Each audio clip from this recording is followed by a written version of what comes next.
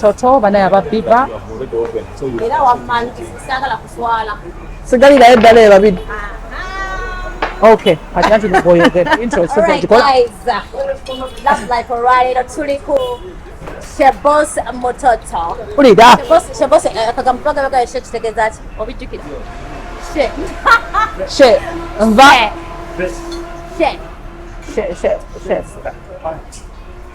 art era dodo naye kannefunire ela ndi kuyole so tuliendo site zemu nyonyo guys and this place omanya kindese nabagamba twalitogera ne kasuku last year mpulira this year nino okwetega nonya sente Bina simanyi kyaliko kati sente zindese no mubakongo andi basaba baziwa abayimbi kati kogwe ninga nze kwetega wano kakati ajibulamo ino okwetegerawo mpulira jaga soka kugira kumenya abasajja abamu bayino gatukola bukozi bwetu ki dulu nawo no lwaki tukozesa akantu ako break agazanya gulu yano mbejjukira wali musajja gwe nali mpena bwe bati kati simanya dodo waggulu kukola bwente nobaza shuta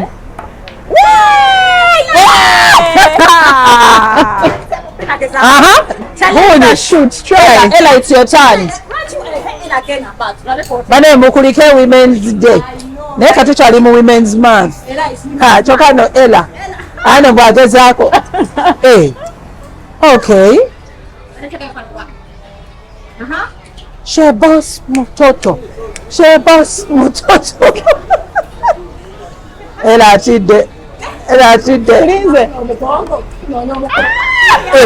Arako osudde busuuzi. Kazeewo. Arako Bina wakasuddewo. Kazeewo. So you have to shake. Kazeewo.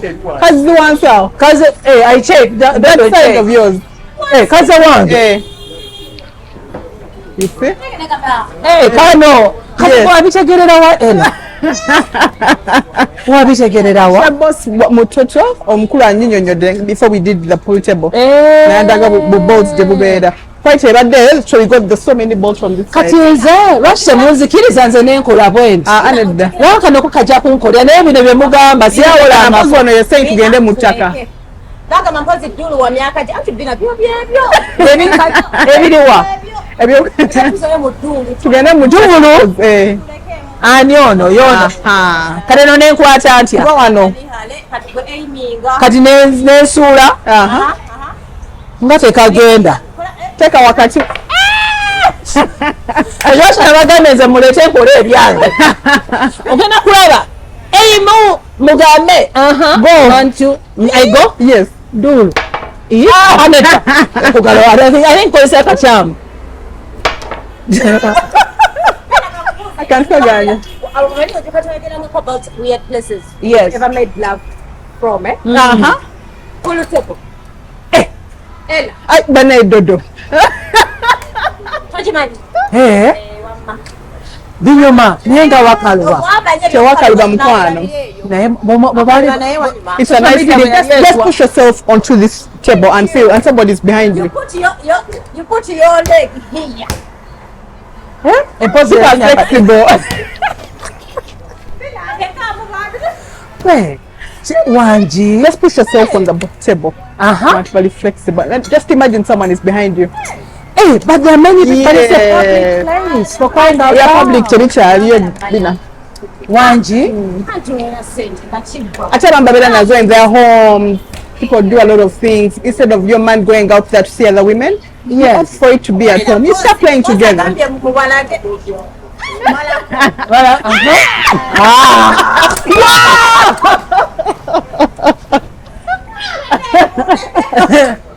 So no now we are flexible. Actually, now you see Bina, but it's not only Dodo, but the person you're with also helps you. So it's not just one man's army. So what about the rest?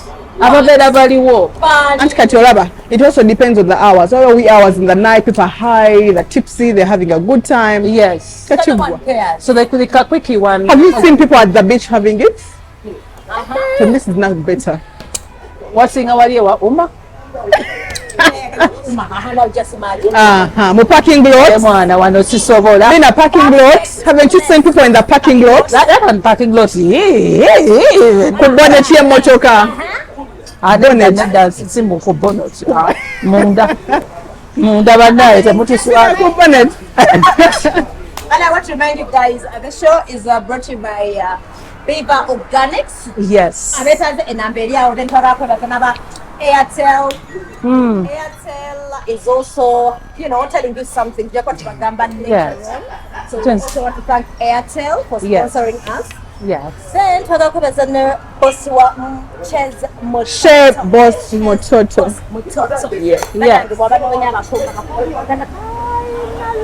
mpulira kati awo bwe manjiga obuzibu bwendabako kyeyinza obutasobola kubako nga beeyerusa nyina abasajja beeyerusa Never many are started about Congolese I don't think had. it's their culture. I have a feeling it is Nga buli omu okweyerusa. The same money because of the too much money. Over Twandigande because it's a mineral rich, of course, definitely you still the war, but in Kuranira, the coming nako kebagira tebabera na black knuckles. It is very hard, but tani kwa kola kabera checho. yes Sibine byaba na Uganda yes. Byakweyesa nabera red, orange. Yeah, bera weddeyo. kati ekintu kyabya nanti I think olaba nga betubenga ebyebweru. Now you imagine ngoze like in a place nga bonobere ebweru n'ogamba wayo balire emmere yabakongo yodde kinyamukongo tumanyi mukufumba ono laba bano bakikatawo Yes. babera bakikatawo and I like the fact that they did that kuku bayina ne parking yaabwe Olanga bagenda VIP Eri VIP mukwana. naye bakulu All your bullets and guns. Nokiwaweta ebuto n'ovayo ne dollars. webatunga betunyumyanga betutambula n'okutambula because lwakubanga njagala nnyo have you seen gundi yaabwe carpet go ahead wahipugoba ogenda Sorry. Yakoze figure nti I told you I work out. I work out. you work out really Yes. I run, I walk. Papa na Uganda bakumala kekyagala.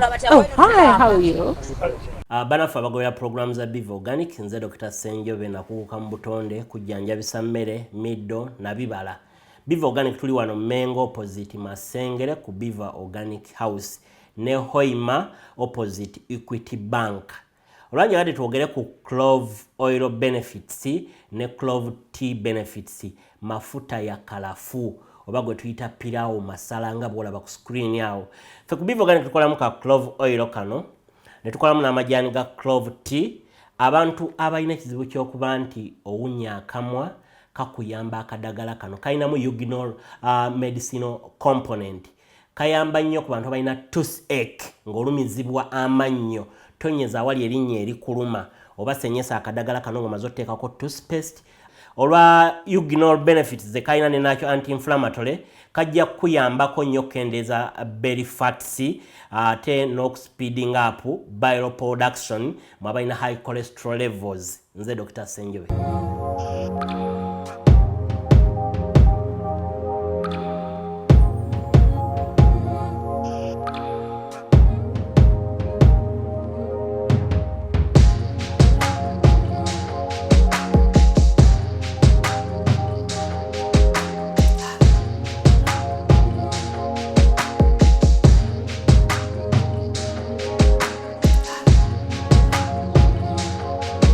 Tombuzaabuza. Oh, meanwhile, guys, shake. Munange, ngena kwetera okuvuba abasajja omusajja munange. Naone bwekembuula. Musajja. Munange omusajja nga waliwo amwe namba yange. Mpulira. Ani omuntu amtakisinga tuli mu lockdown. Amtakisinga ne mwantakisinga bampereza ebifaananyi nga alina siga n'engamba. Siga ono n'amalako naye. Mpulira.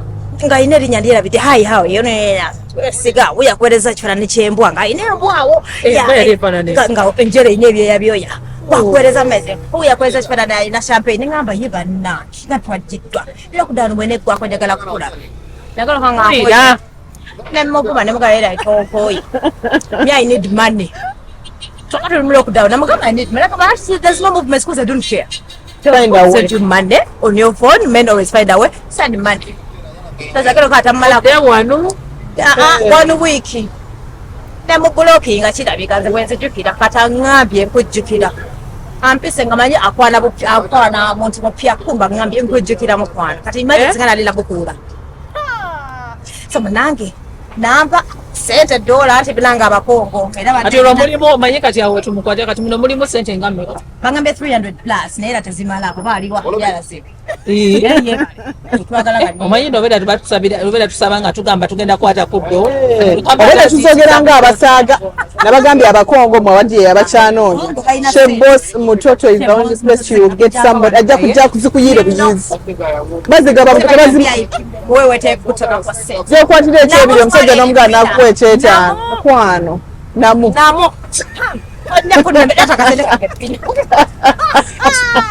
kazeno kateresewa kisoterekerako okuwala women's day munange omanyi Bina sikwesi terekereko tonesigangako bevigaawo sente zitwawudde dola etwawudde sokonywereka obudda mulaba yewaayo let me test and I tell you hey no moweti mpulira gundi amwogerako moweti it's nice you should try it yes Bina just sigayagala ebinene nayo yabeera munene nnyo beera singa gye mutwala but it's I know it's always good, but it's always good for us to drink a little for your blood. What do they say? Your blood pressure? Blood something, yes. I don't know, champagne. Actually, when you take alcohol, so you don't take a lot. Just one glass and you put it back in the fridge. So your heart, it's for good for the heart. Yes, it's for the heart. Yes, that is nice.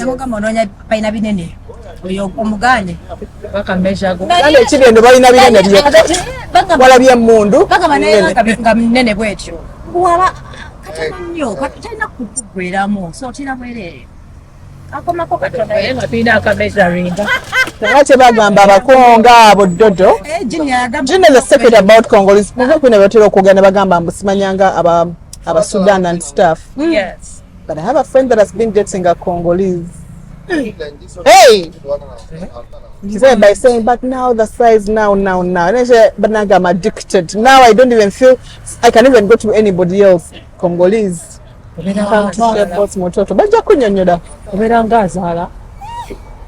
Eventually you get used to that person. Those are Congolese. They have that secret as well. Nedda. Era ndozo omuntu awali abakyuka. Sudani abamu zebemanyi nekato yakusuka nozinga kishekyo. Hey. Abantu abo olaba ekade je kumijolidde bagenda owedde anti bagamba abasudani bate oba smiling they just ka smile abamanyi omukirizanga dda no jagende wa Hasani oli mukwano gwago wa crown akuweyo fan wala buno bwe yaleesa ate nazo sasula ujja ate kuzino sente nyingi nnyo kusika mitwalo etaano akanenda akalungi mitwalo etaano n'owujja owujja eno oba owujja eyo oli mutuufu bayigawo waliwo omuntu nosakawe owujja kunagana ogenda kuziwulira manna but anyway women's day women's month bulijja ngamba togolola Bina togolodde nagolodde oli smart netogolodde nzina ninagolodde naye kyekibadde nagolodde lwakubanga engeri gyolaba otuula atinange wanjikiriza otuulaomuganga akayana kati mulabye abijjayo mbadde ndi mu kkanisa nenkola bwendi ati munnaye nensooka nendusika manye odusika neruddenga mu maaso ati wano mu maaso omaye mbeera n'omuntu mwenna mutandika okubanga abalongo nga ndi mu kyaki olaba kyekyo ndoza nabakukyaki bakuvaako sikoekabakayambala ebimpi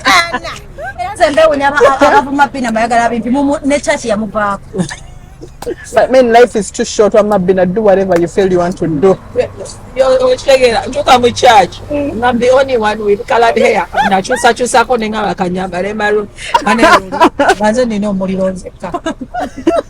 Go to everybody namanya WhatsApp ye. WhatsApp. Naye nenga neka ate nze mbeera nsaba nentegera naye lwakubanga waliwo I think omu ku bo ba rebrand yalaba asina ate nga abo abantu abatera okwagala nnyo to put others down babeera bw'otunuulira after the darkness comes out, there's a lot. I saw a girl that was she's a Nigerian. They're posting on her Twitter and Gagamba. I went to church and then I was thrown out. So she was really showing what two-piece she was putting. Of course, okay, it was really short. Then Pastor Gembe said, you know, there's that song of Jangunga Bodi. Why would you want to start commenting about someone that has actually come to church? What about you? You know, there's a place that side in Bukerere. There's some guys that drink alcohol from morning to evening, but when they're doing the construction of the church, the guy later sent about 5 million shillings. The church was like, wow. So stop judging people because of their dress code. Because like what olaba ne church kale boyambala kampi, what I realized but you calling atugamba Thanksgiving and you better enough camera.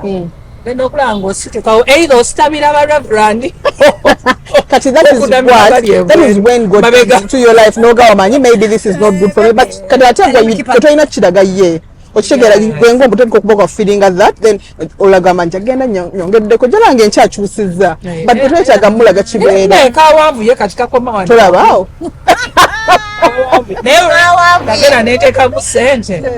No offertory. I take a message, Katawana. Bali abantu barache obusero bubeera wansi barache obusero bubeera wansi kasero kabeera wansi oyina okutama the first times nina mini skirt if I say changing wali nagenda okulanga bw'okutama nawulira omukazi oh my god ekyanyamba nali nyambadde bike. I don't know why women okay now with women to women's week everyone was like agenda kuteka mwacha sente mu basket chembadde ngenda okugamba tuli mu women's week abakyala bamanyi nnyo okwagala okulaga abakyala bannaabwe their lowest points nti kati of course you're going to lose your self-esteem immediately because someone has said oh my god, but it wouldn't hurt for someone probably just keep going that corner or something. It was a woman I had. But inside the lucky enough, I had a bike inside. But near that, on my battery is a boy yambala mini. Makwanga bamute batchman. Boy yambala mini talk about. You there's a way you bend like this. A little bit. So now the next time Chenakola cut now the behind Njani so kwambala ebiwamvu so ntandikide mabega so the behind is long for offertory. The in the front is yours. It's for you and God. For me and my God. So the next time they will see me, that's okay improving. Kakala kachabuse wamata baliba bineka muwezi mufuna kala ya reverend bishop ateba feeling akafu bangabaga mumulalo wa falanika baba kwagalira awo Sunday nsaba yabera bagana yo nomukazi buli Sunday nsaba ate nsembera ne ate munnaye lwa Katonda. What I need to tell people, like I may walk into church nganyambadde bwete yale yenyezo okubanga gwe ate ayambadde obulungi ngate golina muzibu nnyo abo bayita batya abakulu bakatwade ne women's day nga bambadde jedo balina bajezi white abo baganya okusanga abaana natandika they want to scold you and put you in a corner, make you feel like you're the worst. But those girls have their drama. Actually, me, I'm not saying this bad about church. Me, I stopped going to church. Why? Really? People get personal with you. Yes, especially if you give them a chance. You know, maybe only work chalo bakumanyi. They want to get too much into your personal life. Bagala kumanyo chambude sa mekaracha avudeyo. They want to dictate your life for you. Ochitegera. They even want to kugamba ndozo kyo n'okwambala. Kati be bakyala ba church abo. Bageya. Bali bageya mukwana baga okufuna wali mu maaso bwe bati as if they're going to go to heaven. My dear, omwana gwe bagobe mu church for 2 piece. Even God says, ayinza n'okuyita ogwo okusinga gwe ayambala zero body. Because God looks at your heart. Naye no wa 2 piece alimba ate osobola tuka eno lwakwandoza njogeza nnugu lwakuba nina ekibuto. Naye kirala ogambe tuli ne women's month, women's week, manyi njagala ntunuulire like omukazi values ze yandibadde atuukiriza everyday zandibadde ki. Bwe njagala nze kati nga dress code tugyogeddeko as long as you feel comfortable. Naye munaye the dress code nayo edipicti what did they say eraga omuntu kikyali. Abantu abadde baagala kiteeka mu buteesi but it doesn't define nothing. Ngenda ku example abana abantu edda tulina mindset omuntu ayambala suuti wanvunaanyizibwa looya blabla omuntu alina suuti nga yakufeze Bafere omusajja nga ayambadde suuti Bina natula wano nakonfisi next thing esimu togirabye next thing bakakonti leeta kabali tutte ayambadde suuti n'emmotoka gyolabanga akweze n'emmotoka n'okyuka wantu. So you cannot judge a book by its covers. I stop judging a book. You cannot. Never. Bangamba bugambira te bw'oba ogenda okuleetako toyambala suuti muntu bajja kuseera bwebangamba mutoyambala suuti mbogenda in a casual dress sat balowooza tolina ssente then you can have bargaining power kati ekitegeeza nebyo nabyo tebikyakola ate nakuzina ebintu byogenda ogula ettaka also you get a broker. Of course broker oyo amanyi nti mugagga wange alina kyenkana bwekiti abamu batuuka butuusi ku ground nagera nakola check mu lands and what n'amanya najja. So ebyo nebyo because just hearsay. Nene nekirala kye ndowooza I think also faith is key. Faith? Because as women we go through a lot ate batubera nga tubotulinga ebintu munda. Do you know why abakyala tulina Mother's Day tulina Women's Day in a year abakyala tuba celebrating nnyo? We take in a lot. Oh yeah, we do. We take in a lot. Bina watching only that. Stress, but I think we take up the most as well. Walo katika mimi mpenda bye ibita pitch kama dawo katambula because of Women's Day. Yes. But you men should celebrate us. Faba gena periods faba kuna agala nnyo okuteekayo ekya peace. Olaba ne bano batu asijenda abeefuula buno bagala kubeera bakazi. Waliwo yabagamba tulinze tulaba mugenda mu those 4 days or so. Nabo balina ebirala nabo bibasumbuwa nga bo. Bibole bibasumbuwa. Kyokka Katonda kye yakutondera omusajja is to go and hunt for your family. And of course now most men don't even want to do that. Now imagine faba gena mpizi faba fulendito. Faba mida pills. Birth control abasajja bagala kwambala condoms babaletera ne gundi yaabwe endala birth control pills endala yaabwe yali chimpozi njira bino ne bagana bichi they always have an excuse naye bagala fa abakazi tubere sober through and through. Men are very bad people. So waliwo agambye kati imagine women should celebrate us more. I go in my peace then I get pregnant, I take care of that child, I take care of our baby girl before what do you do those trimesters you know the man said what do you do as a man what do you deal with as a man nataka ko women bamuvuma bamuliyose yadetaaga nakukuba bukubi naye no si byangu nabo omanyi to deal with a woman first of all n'omukwana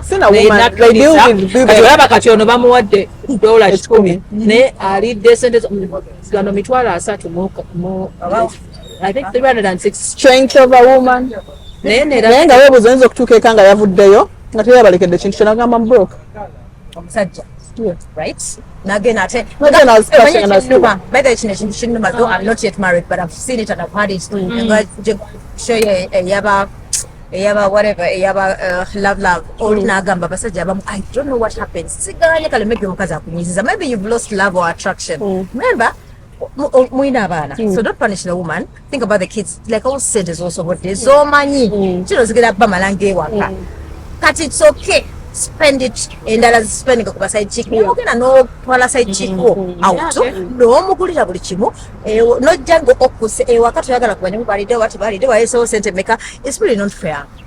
The one guy eyankwanako I think my daughter was about 4 years. So this guy really showed me the love. You ask for liver is there. You ask for something, everything is there. So apparently at some point, naliko mudwaliro, my daughter was sick, najja natuletera ebintu. In that same week, his daughter fell sick, yali up country, and the wife wasn't home. So nakwenda ngamba, but I think your hospital gyotwala omwana wo walungi, nyambe ogenda okima omwana wange omuntwalire. Ngamba, Of course, as a mother, Kalikajja. Yes. Guys, get into this guy's house that's been splashing me with everything. Now the house area, wow. He's telling me how he built a mansion. Of course, we are about he has everything. Yeah. I went and picked up that kid and took the baby to hospital. Nembera mudwaliro neninda mama w'omwana nangamba mulinde ko agenda kujja mugambye you're my friend, you work with us kichine. I'm going, it's okay. Natuuka ng'omukyala olaba ali miserable beyond measure.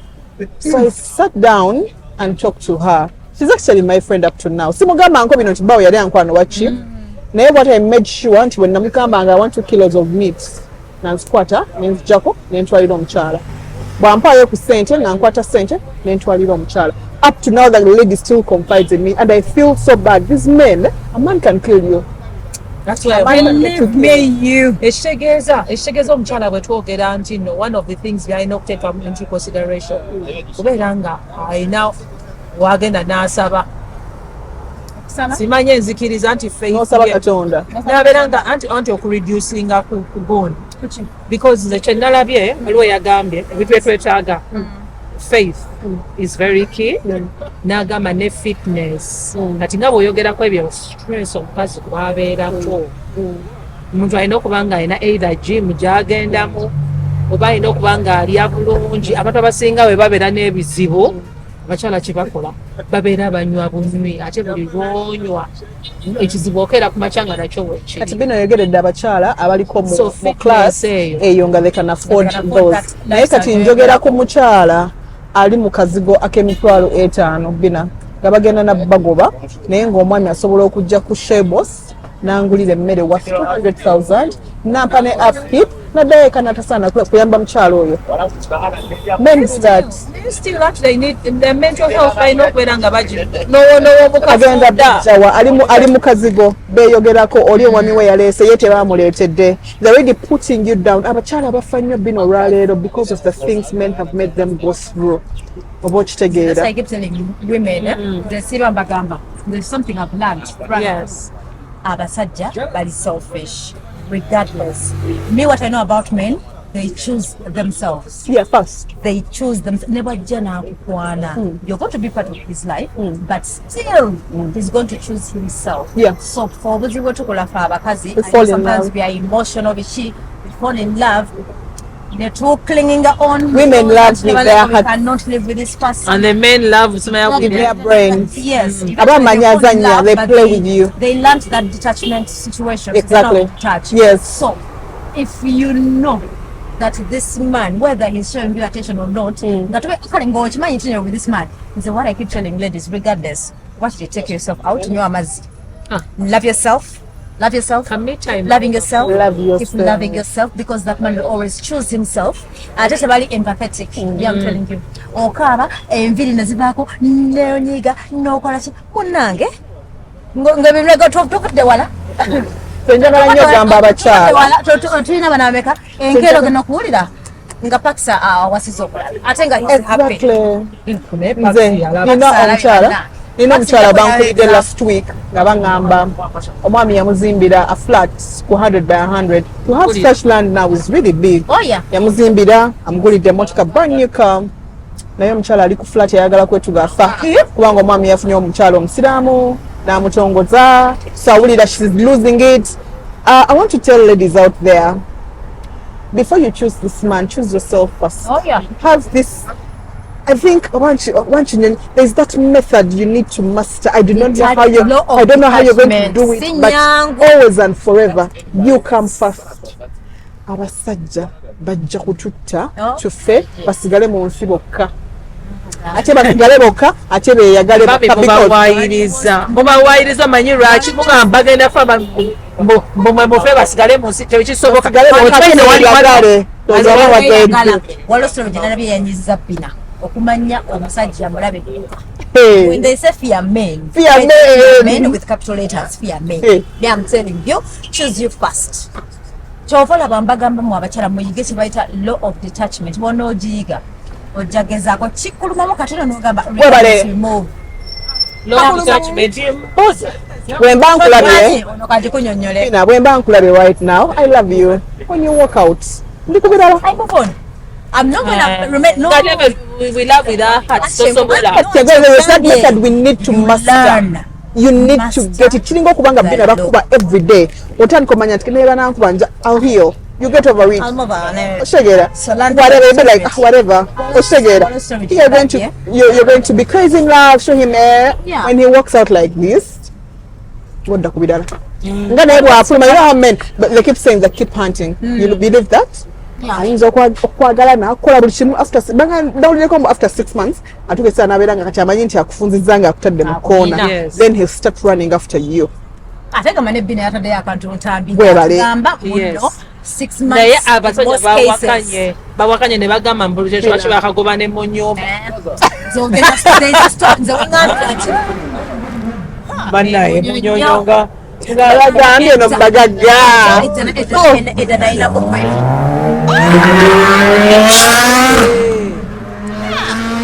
ayinza okwesanga ewaba kyeyayaza na buliri naye basajja teyanabeera kunaaba ng'alina underwear ya wiiki sikulimba nabwali awo ayimnayeataka tusiriwala nnyo katolaba oyo asobola okunkwanira ku piki babagamba banyuka amazi bakyali bangi bakyayitika motoka azipa agenda kugikuba efuuka eyo olina kulimba nyumba ye kumbe Airbnb sasa zili fully furnished kumbe oletayo obugoyogoyo obutono n'okugamba baby feel at home kuba yasasudde mwezi nga gumu ebiri n'omwezi mungi baby aba asasudde wiiki ezo sente z'omwezi ozimanyi bawala nga begaba mangu wiiki abaffe ekonomi ezibu abantu bakyalina budde emibebe kankubulire esitebo kankubulire okimanyi bulungi nnyo nti abantu basomye emirimu mitono okera n'olaba omwana saabwe esti Bina tunyuka tuva ku mirimu ng'amaze okwambala mugamba yakava mu office nayetega okitegeera kati nga ye bwona amugamba nti ninawo kino ng'ayita ng'ajja but because when you have a job olina woogenda okujja tebikulya naye olinga ne wiiki twogedde mu 2 hours aba ayita 2 hours aba ayita tugende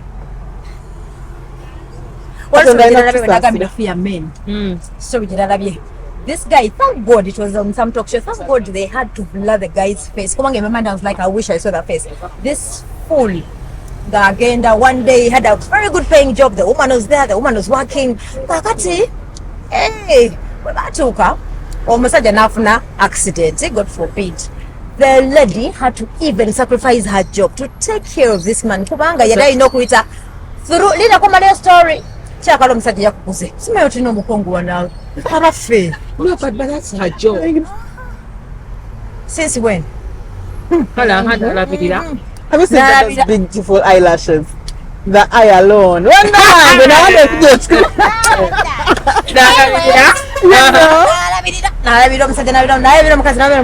so I don't remember how many years it took him to get up on his feet. Remember the lady, I'll lose his job. But then by God's grace, the man said, so that's nice. By God's grace, I got back on my feet and somehow I got another job and it was paying more. Right? Than the other one.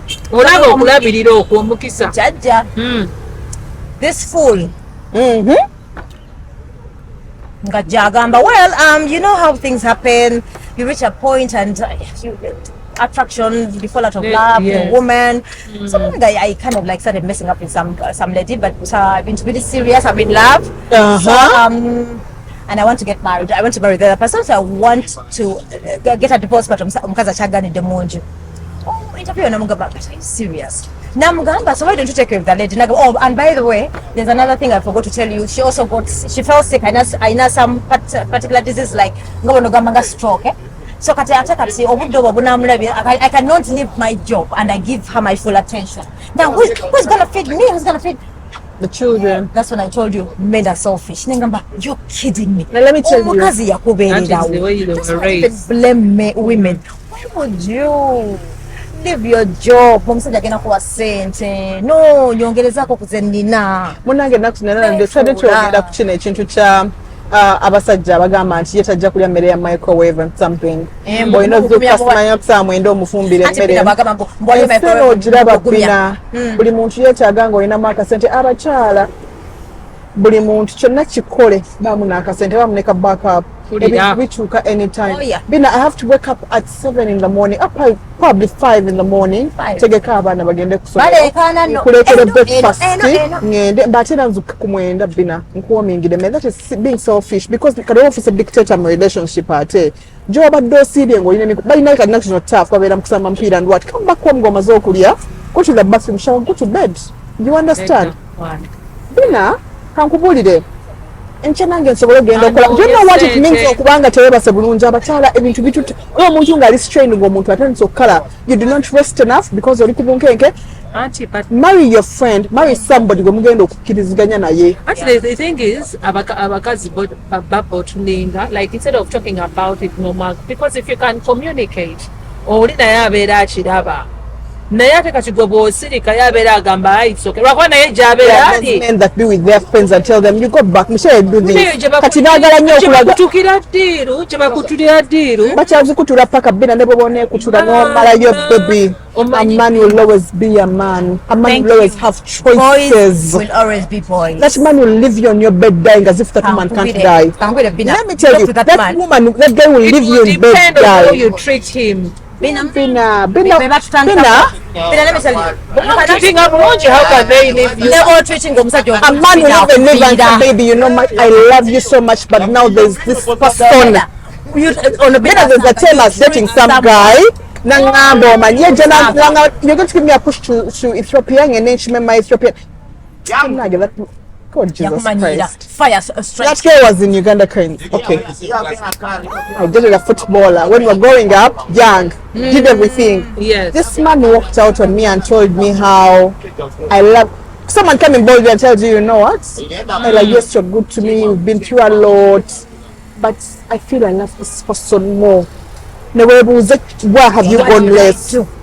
What the heck did I do? No. I bold face to face naga Bina, you know what, I'm moving on and I'm going to be with this person. Na ye katondo no mulaba Bina, abasajja balina okuyiga. What goes around comes around. Mama is a bitch. Because ebintu ebyokola byonkoze, they'll still be the same things. I'm not saying I'm happy about everything. We're not together today. You know, the real person came out. Namutegeera. Ekitegeera kyekugamba Bina. Man will not even he won't even have to make a lot of excuses for him to leave. Now you'll be there, but only okaba or menyesa omutima, you don't want to eat, you're losing your life because of a man. Kyemmanyi nti omwami gwe batreatinze obulungi naye afunamu ak'obuntu n'akutreatinga bulungi. Kyekyo kusigala nga kubira kasimu, hi, how are you? Probably come and use you, but going back to the person. No, I'm serious. Bina, these things are real. Bina, probably, I think for you, maybe ebizibu because mumuyingizayo okugulu kumu okulala ne kubeera ebyo naye bw'oteekayo olina amanya nti omwagala kugulu kumu Bina then awo sandigenze mu depression oba mu heartbreak ya olegaddeko omuntu n'otugesa n'ogamba nti baby n'ogamba nti kale ne bw'oba ogenze n'oli I will still be here. Have you seen women do that to themselves? Neyeteeka mu option aga it is okay you go nze nja kuliga that's what I'm saying ng'akimanyi akumaze akuyina mu kkono tena gy'olaga yebaka nabo every day nakugamba I love you nga mulowooza twalivaako Bina nekirala kyengenda okugamba ekirala twalivaako mpisi Bina first be told I'll still tell you the same thing I told you. Has anyone ever given you a reason nga mubadde bulungi everything has been very running flawless, seamless. Mulabi bazadde be, everything is nice. So you've really done everything a girlfriend should do. Ups and downs have to be there because we're human. Yes. You can't. And relationship it's too good to come something is not right. Something is not right. And when you start to put your nose somewhere, you still find it. Exactly. So imagine a guy out of the blue, someone's calling you in the car. This person took me out. After taking me out, we had a good meal. Then Zayo, we were as usual, those days of course. Nande come what let's talk about something. Say what's up? Nangamba nazo country because you know had a good time, you just person. Then you know, I was thinking we move in, you know, you're such a good person, you're such a good lady. Nasoka manyi wala abasajja bayabanange nasoka bela emotional nasoka yazake omuto gwentebe mabega nagira mu for some minutes ngali emotional namba bannange laveri wali mutima nenga bannange bambi ngali emotional nabera emotional ngolaba byengeyenge byagondaga nenga kigagenda kuwasa nandi badde wano senga nempita yali breaking her up. The fool, closure, just again. I'm nice, man, you're nice. Just know, don't even blame yourself. It is in me. But you're too good for me. What do men mean? You are too good for me. But I look because that's for me because you're being good. Bina chabadaga mbali kachibobera mulungi how does it work out? Kwa sympathy kafuna naga abana yomuntu no like honestly they've done everything. No kwasechi. Baba chambulo obutambusi temwagala. But alese closure nera munyiga. Kati what exactly do you want? Ataka nabe nyinyi nabera wangalinza labe wakwatida. Maybe called at the wrong time or maybe something nengala atachijja. From a man's perspective. In the first place you don't come into my life. Just tell me a bit. Me. When you say you men keep saying you're too good for me, mwa mtegezachi.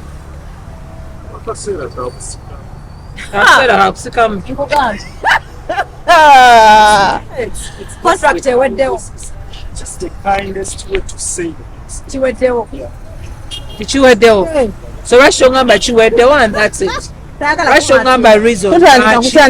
Because now okay, reasons may vary that I may be seeing someone who is better than you at a point. Better than me. What do you mean? Well, there are many things that attract men to a woman. Yeah. Character, personality, and physical features. Yes. Let me ask you something about men. I've heard a man can have 6 women. At the same time. Well, it depends. Because some guys can have like 3. 2 are for backup.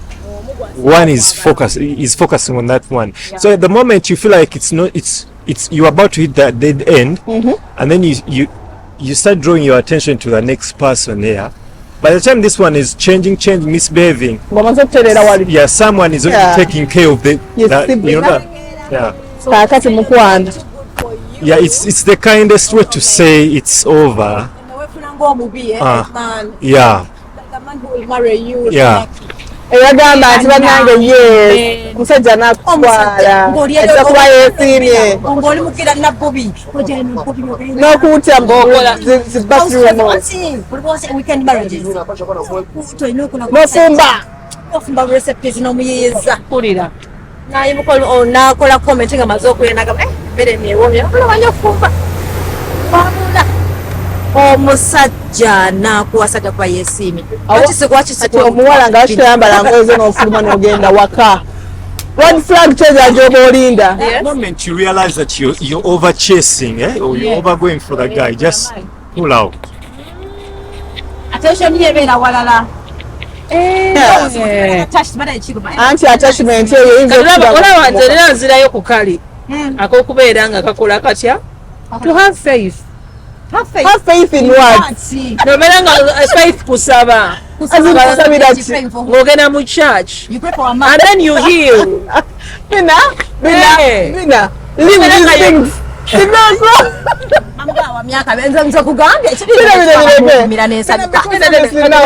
how do you know? Are you going to drink okutamira no tamira then tomorrow no? I have an auntie. I have an auntie. And then you she's in the States. I have an auntie, she's in the States.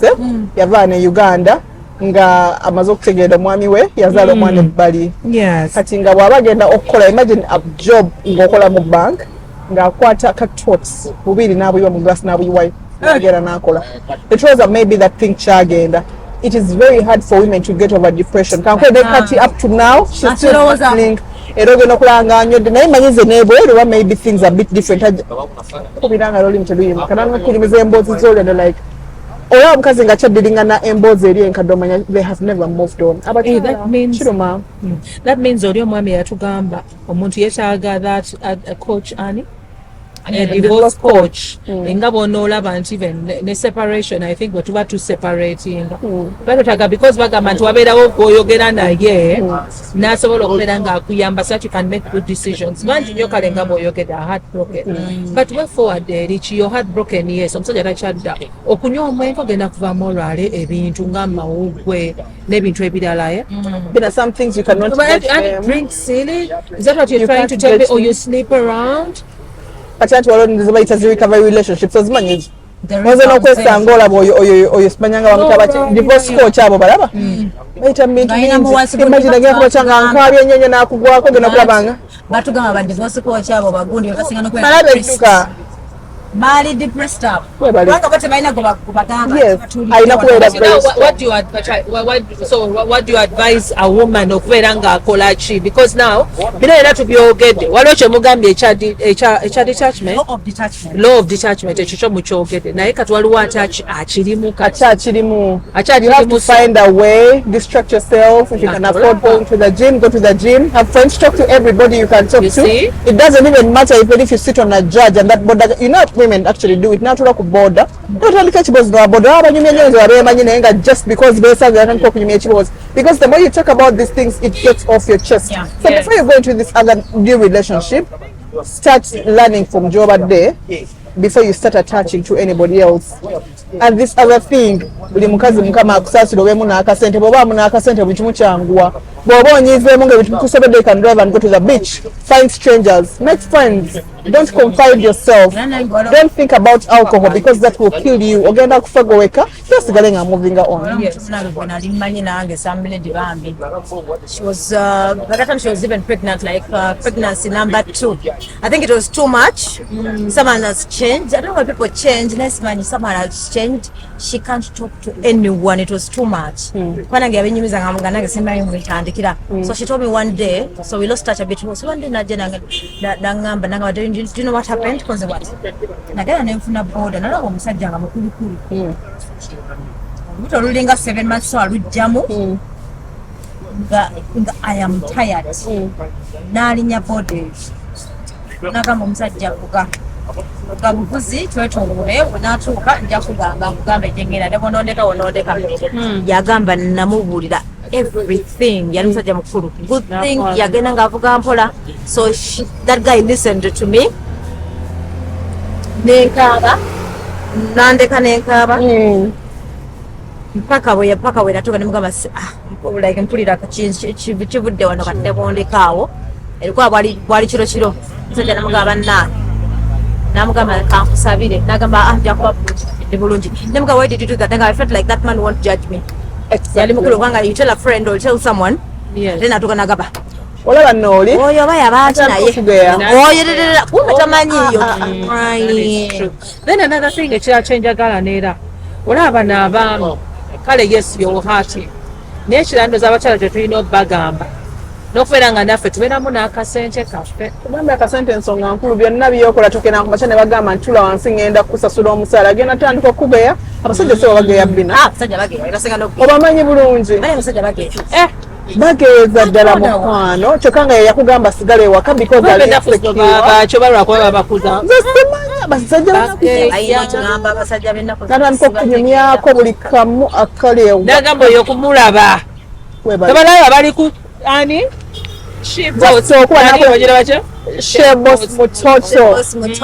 okuba nakola bwati simunabalaga ayagala so omukazi ali eyo alina okubeera akasenteko bwoba asomako ku kitabo kyemuganda wange tewekera bakye nayogana nti empapula kansweri because nfunya ayina munedda beera ngaogate abakuwaddeyo werangwe takuwaddeyo still your life can continue neera ate bw'oyogeddeko ekyo n'ozijukiza bwe babeera n'akasente babeera balina okukola so ate no Airtel yatuleeteddeyo ne ka Airtel Money Global Pay Card osobola n'okudownloadinga ku Play Store bagamba osobola okudownloadinga then you start betukola ki betupachasinga online online you purchase things kati nga bw'onoolaba ti China, USA, Europe. Wow. You know that we spend a lot of time Yes. nga tuli ku nnyonyi n'otuuka eyo naye ng'ate kati ebyessimu bitwanguyizaako nti kati osobola n'okwogera n'omuntu no purchasing ebintu ne bikutuukako ate nga the beauty about it is that bagamba nti no n'ekirala ziva no ku Airtel Money n'osteeka n'omala n'osteeka ku kyate ku the Airtel Money Global Pay Card. So gwatulaba ali elsewhere in the world asuubula ebintu kati EDSM birthday, Easter, olina engoye ezoyagala okusuubula elsewhere in the world kyandibadde kirungi ddala n'okozesa the Airtel Global Pay Card ng'ojja sente zo ku Airtel gundi Airtel Money. Yes. Ne oba ng'oli bweru it can also help nga neero traveling so tugamba bugambi inconvenient. Yes, I tell you, there's no charges much. And when you come back, you can even. You can even. Ogaba kanzi jayate ku Airtel Money Global Card Pay Card. Yes, Airtel Money Global Pay Card. Knows jaka no seka ku Airtel Money yo. Tebakucharge. Era somebody. Bagenda kwongera okutulemaza. You're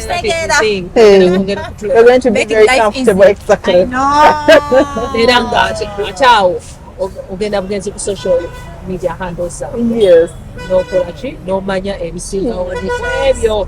So mikwana abali Airtel ketukoledde. I love it. Naye nga abakyala abali eyo omukazi gwalabye story yabadde tambula recently 2-3 days back yageze naira nimanyi byaggwawo naira mujjawe acid kale ulira mujjawe second wife acid in my mind I'm like they keep telling me, why would you attack that woman? Can't attack your husband. The man.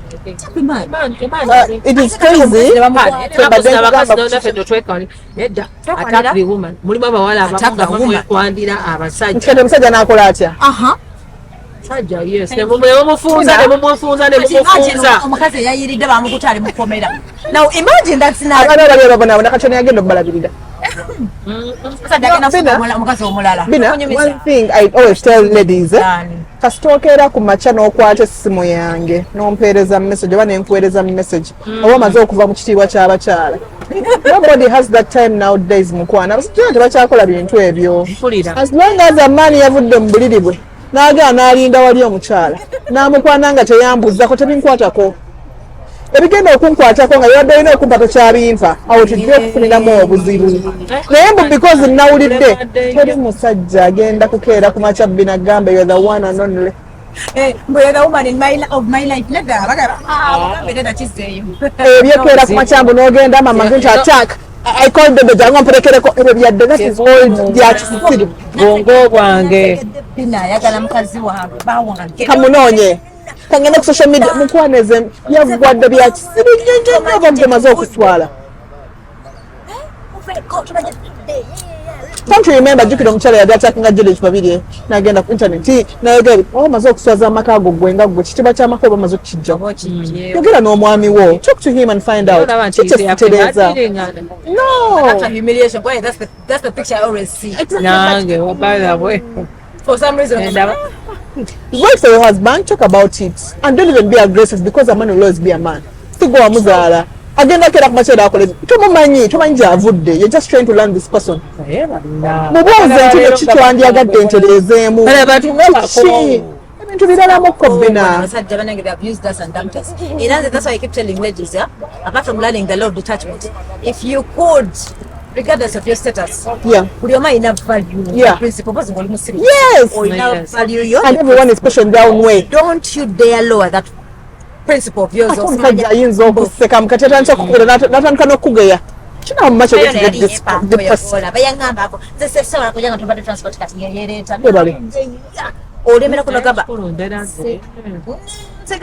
olinnya n'ofunamu ekirala kyoyogeddemu ekyo value kyenjagakyenjiza kati ndi mu kutunuulira bye mwogera ekira kyensobola okufunamu biri ebirala sisobola bikkiriza ebyo omusajja oyo ye waliyo owange nga nsi naye nga alhamdulillah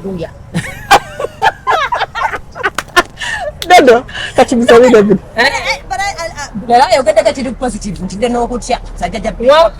wamma abakyala abali eyo but now we need to be of value akonka kutte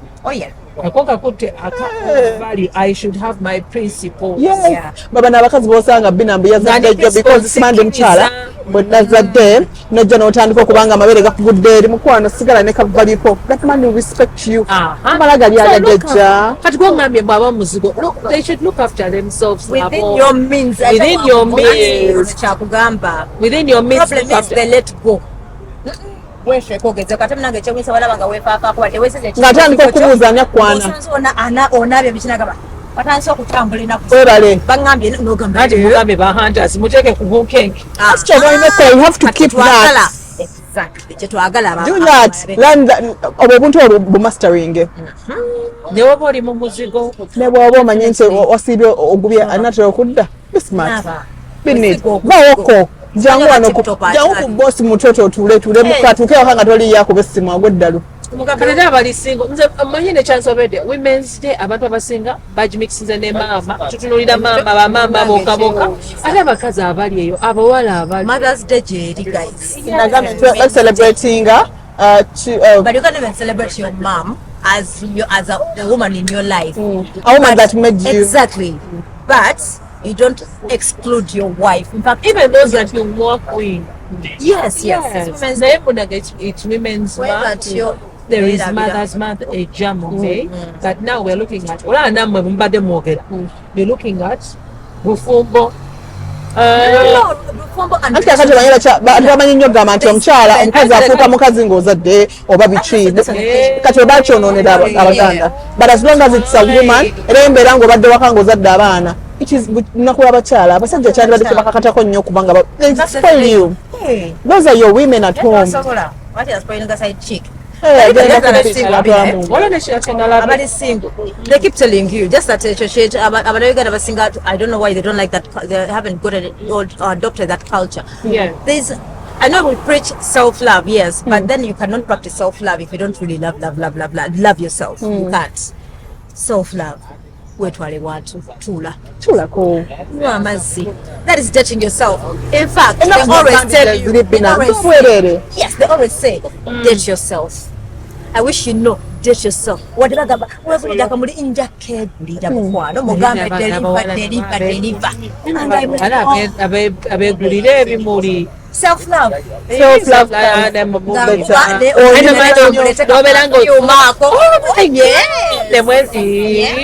why do you pretend ngate gwobyegulira kibalume basobole okuyiga tugezaako bateeka mu layini batereere ebintu bino tusobyekolera naffe tukyasaka balina oyiga I'm dating myself. So by the time you come to me, my standard if you cannot send flowers, you cannot buy me the perfume solar, please. Noonya omukazi gw'osobola. Ekirala abakyala okibayita abakyala batono nnyo abayamba the less privilege ate nga mu kuyamba mulimu emikisa very few abagamba nti no kati kangende nange nkole kino nyambe because bagamba n'okubeera compassionate nakyo kibeera kirungi naye ng'abawala like abakyala bakyala batono nnyo even mu businesses zaabwe naye ffe tukwatira n'okutiipinga tulaba tuli wano kati okusasula bino byonna oyinza okusasula otalekaawo yadde n'ebbiri asobola okutiipinga olaba kati oyinza okugenda n'omwami wo let's imagine ogenze maybe to like this place mumaze okulya omwami n'awa omwami omukyala katiipa badde asaavinga nolugenda kubeera lukyalo waka naye abakyala kambabulidde bino ebintu by'okubanga nze I find women I've been telling Dodo I like your skin you're beautiful you don't have to tolina kuba na kigundi ekyo ku mukyala munno tugezeeko okwe-empoweringa tweyagala abasajja bano babeeyagala Bina ogamba beeraba dda obasanga wano 5 minutes nga bakatuula wano nga banyuma emboozi ogamba beemanyi but a woman ayaga kutunuledi bakyabadde bwati they want to put other women down. Yes. Kiri nnyo ekintu ekyo. Then I was shocked. Yesterday I went in the supermarket. Then I was kala I bought fruit. Nampa no muyembe. So in my mind I was shocked. Happy women say you look good. Kati mane. Be batono. Olo yangambia I'm smart. Kati na mbeda mugamba ali smart ngalitali. Yanga oh your skin is nice yes no. Kati mbeda nkola. Wa complimenting nga mogedde bulungi. You don't have to really be friends. Between our chatmates. No, but what do I say? She says, "Oh my God, your skin is lovely. Thank you. Look good." Then I tell you a simple compliment. You don't have to compliment. You don't have to reciprocate. Because Bina doesn't have to pretend. You just make things work.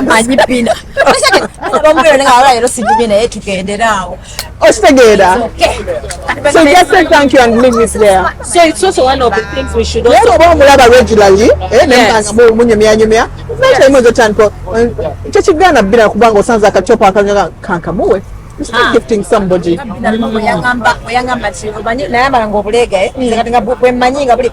Sometimes this chingi sina cleavage ekinyama kati nga bwenyamba bisala nenga batoto nkubulire there is where I buy a bras from yantwala wali awalala ku brown asi brown wali walala brown kati waonani tanso chinga bagenda wana walala twagenda wagula obulega bwali busatu apart from brown wanonga either garden city obana kumata waliwo gundi yali awagula forgotten nangamba tugenda kuna obulega zebwenkula or like how it covers, like it then gives it a full bust, a lift. So I learned. So I learned. I put it in my head. So I put it in my head. It's just that we don't know. Nange naiga buyizi.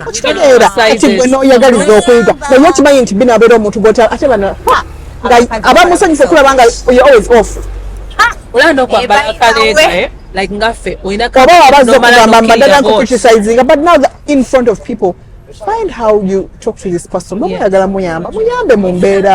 know? That is very true. Yeah. You're so right. You know, like we should March. We should also gift like Bobo in your children. Yeah. You've seen how women have this circles. Like I like even at that. Dodo buys for me. And the Dodo. What's together? They are friends. That they don't even give to each other.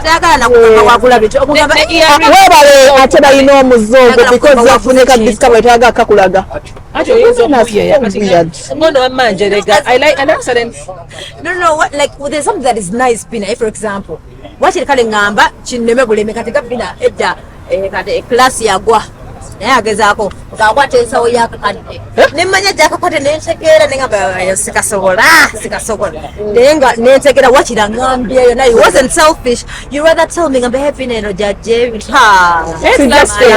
omanya akugambye these are selfish. Abakazi sula class wamono yanguyo obusawo kwa okay babagala yes because nature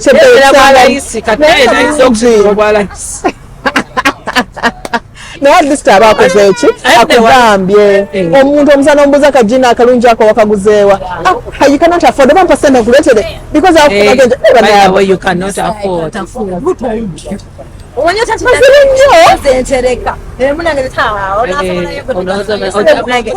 bagala nnyo okulinnya ku bannaabwe buli kaseera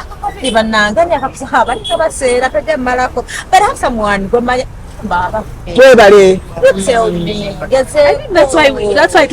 lwaki abaana ab'obuwala bwakeera ku makya n'agamba batyaneeragiddeko bbawe kajja nkwane tajja kugamba jja nakyalika. That is where women become evil at some point. Okitegeera because ekibeera kyotandika okumulaga because engeri gyemukyagala bannammwe kuba kwagala mukazi munno kumulaga, you know, there is simwagala nti because you're going to become a lesbian, but show that love for your fellow woman. That is very true. But complimenting chikulu, yes, and it also makes us feel good. Also, then fitness ngayo mwagiganye fitness nayo nkulu either you walk walking is okay. n'abasinga abawala b'ennaku zino baboda na taxi gasobera ng'oli kumpi naye nga atera okutambula nakufandibadde kulungi kati ffe munange gine gye twadda mu byalo otukeera ku makya n'otambula me I put on my of course then I do not care nentambula nengenda n'olaba abantu bakutunulira abakazi olina avaayo nagamba am I different sava kwene ensi twatwanisa okuyiga omuze gw'abasajja gw'okubeera nga tetwagala kwekebeza ate nga health checks are also key. If mutuwa twagala tuwangaale akasente munaye kaluma ak'ekikazi okubeera nga kakola ayinandika okubeera ng'ojjanjaba. I think it would also be nice for us ofunayo buli okinza okugendako mu ddwaliro self-love n'ogenda ne weekeberako anya this you check your breasts get something that fits your I mean just do a research about your body ogale saying in the morning go achinyigeza kuchinjiriza wagamba in the morning every morning if you can when you look in the mirror before you go to the bathroom when you put your hand like this then you check if there's a lump or any something in your face no ofunye just one akasente noga akale mu mwaka omulundi gumu mwezi I'll go and do a check with the doctor abamu omugaga era byabagagga you know it's not byabagagga naye bagenda kugamba ekintu nga ojagenda musajja hey singa was the last week do you know how painful that is musajja singa was the last week bandi bade probably osobola okuyamba wali kibagamba health is batwala byagamba byabagagga n'otulira gym aba beekoza bagenda mu gym ne wale basi n'olwo ekirwadde ekigenda okukuba omusawo akugamba ennono ogenda kutandika exercise wetaka physio toga alambula edda chandikusabiriza kale baba gym ziri expensive kale ne gym ziri mu byalo eyo mbu 3,000 bako aliye ebugo n'obutuuyo naye ogenda era kale ate mukolera ddala esimu zino ezaffe bwogenda ku ssimu yo kubeerako exercises osobola okukola ne ku social media nga ku Instagram those that I've also seen nga tukola bwe tuti simanya bagamba mbu kiyambako ku kino ekindi n'amabeere keep your body in shape gasobola if you're consistent working from home yes they are omaze akandabe waliwo nakayize kabeera kasitula mabeere yes mbuka gasitula ene kinyama kino ekyemabega ne kigenda bwenkola bweki soka okwatireko wano okulage nakuyize kyo abaffe exercise why you do it like for 1 minute or 5 okiraba kati ekyo nakyo kiyambira ddala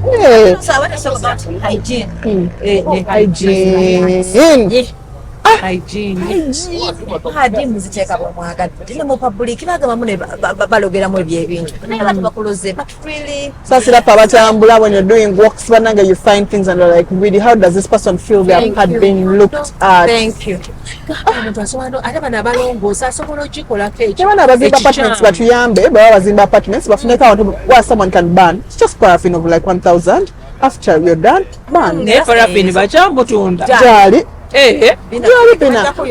Someone is going to come and take the trash out. Come and take the trash out. Maybe aba cleaning. Yes. Imagine that is yours being sitting there. Nze nali ku Garden City nendaba nayingira mu washroom zabo way back like 10 years back. Nensanganga nga zona tebazifoldinze like there is a way we are supposed to fold them. Yes, in back and turn, wrap it up. Yes, wrap it up, then put it in there. Ngoli yazireka ate nga si yeyekayeka nabireka n'abisuula. Disgusting. Yes. Noyambala empale wakati wano bagamba tulina acid abasinga. Yes. Okwenga tulala wafuuse yellow. Why is you putting on that nika? Then anything, you know, infections there. Say ebyo ofunye candida ofunye biki nakakapale kasuula webale nnyo dodo naye mu pit latrine si mu pit okay ban mwateekamu culture ey'okubanga mwokya ebintu onama nti olongoosezaawo it is proper and clean okitegera because nowadays you know how nowadays no latrines bazi cleaning out exactly so imagine they're throwing it there man keep it clean okitegera then tulina abakyala biwunya mu nviiri siganya bibunya nawe kwa bibunya kwanza ebamba nga bapita nkola exercise sometimes like bina sibunya nakama singa no wala wedalingire nakama dodo zinemvi si sigenza buguni musalu ze kuge kati nawe bawegulira ezibunya ebisigo biba bibunya olusi alo aberanza ya enviri nga kuno bututu obiswaire myezi 8 zinazi I don't say it's a jail that's your hair whatever the situation zinazi the more you funa shampoo shampoo bamusera bitano nabe enviri siberayo for a whole year cares because there's something about women ekintu ekyo bane tukyogedde you know how Bina Jojo do you have that very nice comfortable boy you love mukyala alina weakness y'akantu ako everyone has that nosanga omukyala Dodo ng'ayambadde akaleega mwezi akakozezzaako nekalyoka katandika okutusiibwa nekatuwankwaga okuvayo akuuma nakuma nekavaayo mwatu okulaga nti mukwano webale ate eyo sijambalangako ekyuka ne black alina obubeera obwo ng'alina ka favorite bra era nga yaba akambadde akeewulira oba budde bwoba obulokooza funayo n'akalala akafaanana bwe bati mukyala munnange agaweza ebintu ebiswaza ate munaye buno obulega waliwo ne batunda layisi naye ekirungi kya byonna nti kasita omanya sayizi yo nze kye banjigiriza n'akaleega engeri gye kati obeera ng'olina ekifuba nga kinene ffenna balina ekifuba nga kinene ne bwe kiba nga si kinene nnyo bw'okutamako nomala n'osiba akaleegako nomala n'okutama n'okayingiza mu kaasa awo amabeere gaterera bulungi naye waliwo abantu abamu ogenda n'olabanga naye akaleega nako kayambadde nga tekasobola kulwanirira mbeere nga oluusi eno ebinyama bifuluma n'emisaidi z'eno naye ate munange if we have time tusobola okumanya sizes zaffe n'ogenda n'ofuna akaleega nakalayisi naye nga tekalungi owindo gye bazalawa ate abasinga babujjayo no ne babujjayo ne babutuseera nnyo naye tetwagala kutambula ekira kyenjagala njogereko kyekyokukola abakazi tusuuliridde nnyo emirimu gyaffe edda ng'omukyala bakuteekawo awo ne bamanya ogenda kukolera ddala naye kati abakyala bwe tugenda bwe tupaatinga tuwoosa we don't mind about our careers bw'ogulawo saawa z'oyagala bw'obeera ku mulimu otuuka saawa z'oyagala oba oluusi n'okwenda nga abasajja batusiruwaza byebyo Bina it still comes back to mom then you fall sick nakugamba mbuno omukazi musajja nakugamba n'okugamba nti munnange nkyali naawe sigala tusigalemu bangamba mpali Airbnb mbusimaya sirogi naawe n'osigalayo n'ofiisa buli saa gwobeera ofiisa how will that man respect you for crying out loud ati anti mayi abasajja akutunira n'amanya kataala we n'amanya nti agenda kukozesa byagenda kukozesa naye tagenda kukubalamu value bikendera byogenda okukola kati gwaba agenda kukutwala if you cannot even respect your job gye yakulabira okubanga akwegomba ngakola probably olinamu amagezi agenda tandika okubeera naye when you actually become a regular mu maaso g'omusajja ono olina okuba mulala olina okuba omupya naye abakyala mulina okuba abapya naye kakati akozesa mu Airbnb era mwosigadde atumalira obwongo n'alaba IQ n'akubanira bamuntu ye useless every weekend. If it's yours, it will be yours. So you don't have to put yourself to a man. Say, every weekend, mama, weekend go to another weekend. Your weekend, no go some weekend. Let him miss you. Let him look for you. That's what they keep telling you. Exactly. But you cannot serve them. Anti kakati John. Anti kakati. Stan aba wakujja. Stan aba yakusanzewa. Nejo tambulira bakusangayo. Kaka bastani yazze. Nakwambula najjamu akaleega najjamu egondi najjamu nawe najja nakwambula najjamu andawaya najjamu belt najjamu engati mama standing ndwala era n'abakazi abafumbaga bayembesa abawala mukakati omusajja wange yakwanyeko ga mukati ono mujja wange mukwano okutuuka kubeera mujja w'omuntu waliwo emitendera kubanga oli mujja wange kwe just manya nti abadde akozesako bukozesa by the way ekyo nakyo then we are no longer faithful bwempulira. We learned from the best. They taught us. They taught us. Toshasobola kwesiga mukazi nase. Kubanga be batukiza hit and run. Twiga. Oh my dear. Ka integrity kako madyako kokubya. Mina ebintu byakyuka ababene ensi banga nti mu America abantu basibe naku zino musana bakutuuka okubanga bagenda kulya ku musana gukyaka ne balemeredwa. Ebintu bw'otakkiriza nti byakyuka Bina. Bw'okyali mu analog setting. oba ogenda kusigala weka emabega. So if you're not faithful, that's why bakugatikako n'omuntu. Naye obeera faithful bakugatika. Bamenka abadde faithful. Bamenka abadde faithful neyo ki? Bw'oyenda ng'anyiga. Self-love still rules the journey. Bw'omulyako leero n'odduka. Webale bannange batakikkiriza gamba how wala n'atampereza how akubira n'emikwano gye nagamba kimanyi oli omuwala webale atandika kati okunoonya obwo nga akutereeze mu layini tandura n'eruma abasajja naye namulimba mutandika okubeera ng'oli bwagenda naawe okwata mu nsawo ye n'ojjamu ssente without permission. Ate batwala transport. kyayagala gaba ssente. Those little things ezibalaga nti muli babbi. Nazibbanga obeera bubbi. Tofunanga musajja akubba basajja babbi.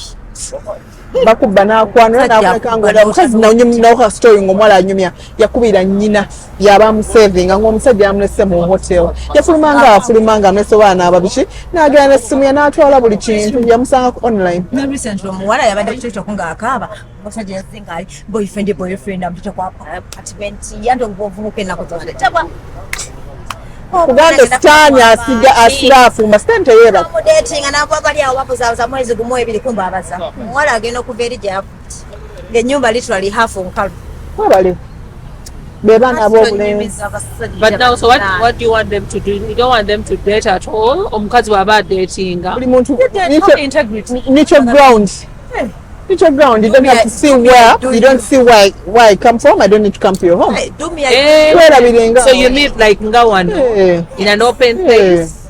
By the way, I keep telling ladies, naiba. Nachimanyimiza ku love life. Ate abasajja ennaku zino bazibu nnyo asobola okukuttira obwereere bw'akantu. You know, bafuna entondo abalira nga akomyewo ng'olinayo ka development ate naakulaba ng'olinamu kano nagani komannyongera teyasoma bazibu atta attira ddala era ze ndirabaga lwaki omuleetewo neutral ground bannange gye ziri.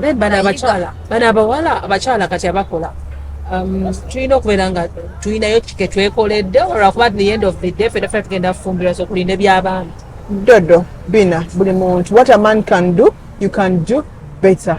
If a man has, if you go off no mami nga ina makage, put down no ganti kansiri wale, because ndi maka. Tandika okuloza ogenda ogula ka plot kubira mukwano go mugende munonye. Otandika zebagamba nga tezibeera nyangu, zibeera ng'eziriko ebisiraani oba ate olaba zino emiti yagadde kuziseva z'akameeza omukazi omusanga nga yatandika business bw'otamanyi. No, I think it's just excitement. Naye obanga olina mission nga omanye ebizibu byo waliwo abazimbye mu bwenzi anti kubanga ezisevinga lowenzijja kati zino bampadde ate tezaala ezo tezaala bweziteeka muzo ziyinza okutazira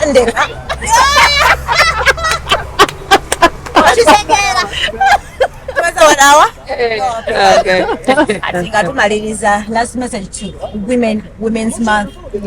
Tell them single mothers. It is a privilege being on Love Life, ladies. Thank you for being here. Single mother. Nemuntu amasanyalaze ebintu bigenda nga bituuka nonsala tetunakutuuka eri naye Bina single mother of two. Yes. Struggles ayitamu as a single mother. But I love the fact that whether you go through struggles and everything, twalaga bizibu bantu. I love kyaga because batwogerako nnyo bino ogamba nti kangende confiding emuntu ate nafuula emboozi kati ebyo twabivaako naye one thing I would want to tell you ladies out there bambi mwongere okufokasinga okukola buli mukazi yenna woolibeeramu n'akasenteko akasente kataasa bingi nkyeka biyinza okuba bihiitinze up nga nawe osooka okuaffordinga ka Airbnb n'ogenda n'ofuna ka breather n'olowooza ki ky'oyinza okuba nga ate obwongo manye olina okurebootingamu kongo omukyala olina okufunamu ka reboot you can go to Zanzibar baamu n'akasente mu byonna bikole siina kye ngenda okujjako baamu n'akasente ngende Paris kankola akasente tutandikire ne ku zino